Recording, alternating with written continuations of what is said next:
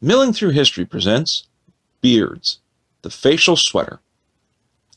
Beards are hair growth found traditionally on men, usually beginning during adolescence, or in the case of Ed Sheeran, well, Ed, just don't grow one.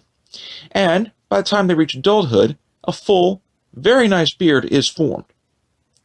Beards are a sign of masculinity, wisdom, strength, societal status, fashion trend, poor hygiene, or as a way to protect oneself from the elements. Most people associate Jesus with having a beard. However, prior to the 4th century, he was actually clean-shaven.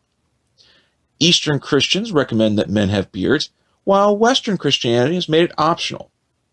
Even the popes have had beards from the time of Clement VII until Innocent XII. Since then, all popes have been clean-shaven.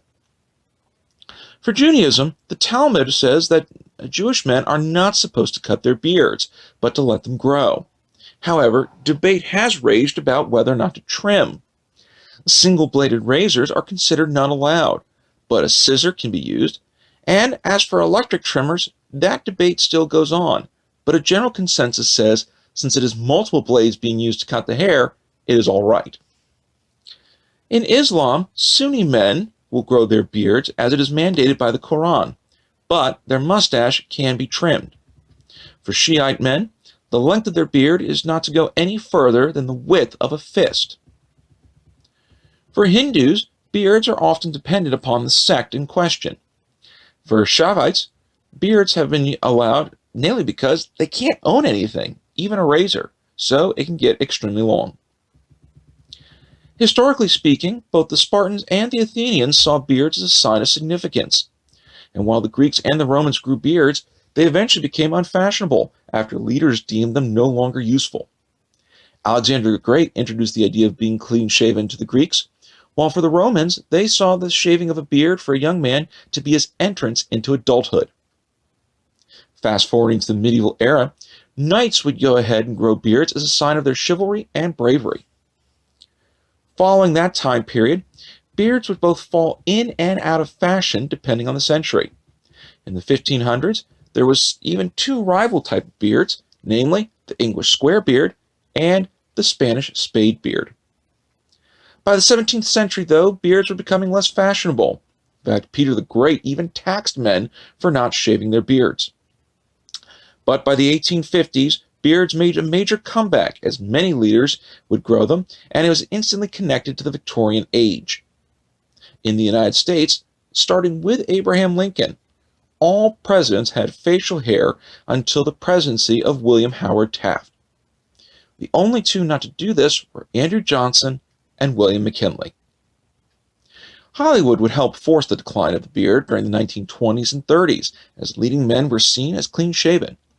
But the counterculture movement of the 1960s and 70s brought the beard back and made it a staple in modern society. There are many types of beards, and so while there are so many of them, we cannot go into them all, but a select few.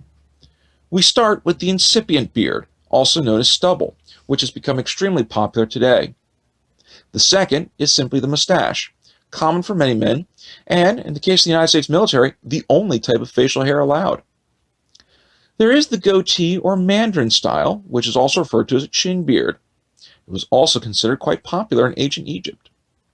The Spanish-style goatee is actually the most commonly found form of goatee that most men wear today.